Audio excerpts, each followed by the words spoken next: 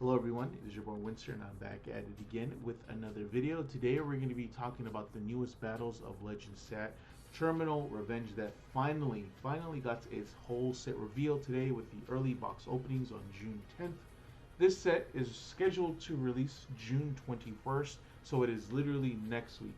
I'm really excited to talk about it, but I wanted to see if it's worth the hype, if it's worth for you to pick up, casual or competitive. But before we get into today's discussion and talk about the actual set list, be sure to hit that subscribe button and please be sure to hit that notification bell to stay up to date with all the content that drops on this channel.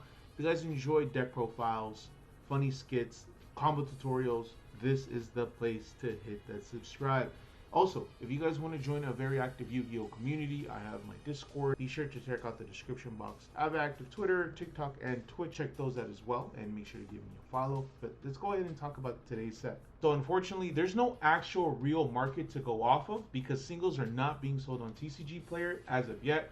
I know there's like third-party websites that are selling pre-sale, but I feel it's a bit too early to buy pre-sale and I never recommend it. On top of that, those prices are even more inflated than sneak peek or date of release. Not to say that those prices aren't fair or are fair, and not to say that TCG Player is fair or isn't fair when it comes to prices, but I just think it is way too early to even look at those types of pre-sale prices. Before we get into the discussion of the set list, I do want to say a huge shout out to Dual Daddy. They do phenomenal work.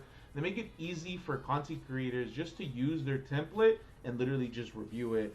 They do not get enough credit, man. So first, I wanted to talk about the big reprints that no one expected. And I mean no one expected Diviner of the Herald, especially Diviner of the Herald has a UTR coming out in the next OTS pack. No one anticipated this thing to be a ultra rare in this set. Shout out to Konami. They are doing a phenomenal job in that aspect.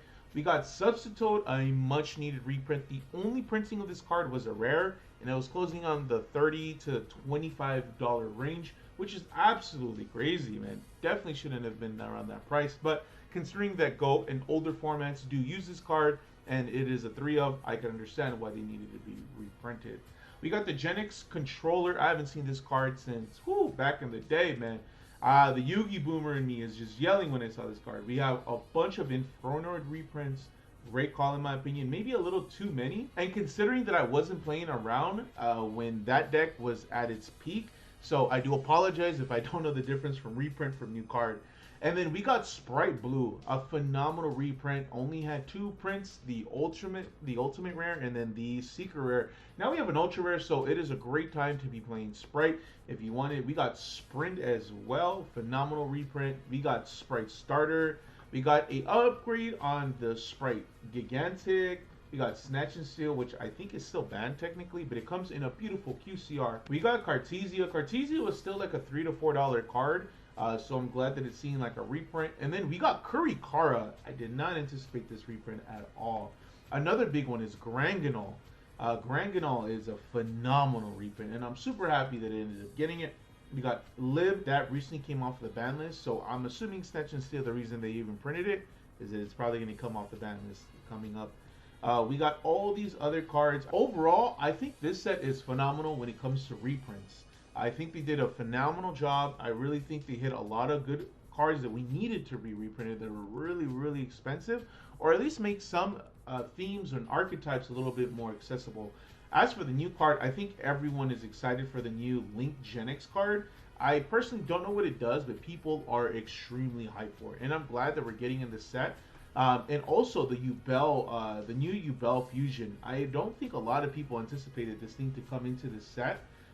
So it's good to see that we ended up getting it. And then on top of that, we got the new Brianic, and then we got the new other Ice Dragon Barrier card that summons out Trishula. We have a bunch of new cards, so I'm really, really excited to say that this set, in my personal opinion, is a phenomenal one. I think Konami did a really great job in listening to the community. It's crazy to think that this set, Battles of Legend, was a better reprint, in my personal opinion, than Ready 2 Collection. Not to say that Ready 2 Collection was like awful, it was just very, very mid. And I think that's what left a lot of bad taste in people's mouths when he came to that set, and maybe didn't do as good as Ready Collection 1. I think the one thing though, it's crazy that the cover card is locked behind 25th anniversary. quarter century rare. I definitely think that was a misstep, but it does have a lot of collection value, right? It's the blue eyes that has so much collection value. Has a dark magician on it, which so much collection value. And they also got the waifu tax up in here, man. They got Striker Race with the new alternate artwork. Unfortunately, it's locked behind the quarter century rare. I don't know if Rose is also in this set. We haven't confirmed. But if it is, it's also locked behind the quarter century rare. I definitely think that is maybe a misstep, locking cards behind that. There are other cards that do get the treatment. I don't like that one bit when they lock a card behind that rarity because it just makes it even more harder to get. So I want to get you guys' thoughts and opinions on this set. I personally am going to be buying at least a box of it. It looks like a great reprint set. I may need to upgrade a couple rarities in my personal decks and like my branded deck. Maybe I play Voices Voice. I don't know. But I want to get you guys' thoughts and opinions. Let me know in the comment section below what you guys think. Do you guys feel like they did great in the reprint? Maybe not enough new cards, or the good amount of new cards and not enough reprint, or that you don't like this set at all? Let me know in the comment section below, guys. I would love to hear you guys' feedbacks on this set, and if you guys are gonna buy any boxes. That is gonna be it for me today. Hopefully you guys enjoyed the video. Be sure to hit the like, comment, and subscribe, and I'll check you guys out later. Peace out, guys.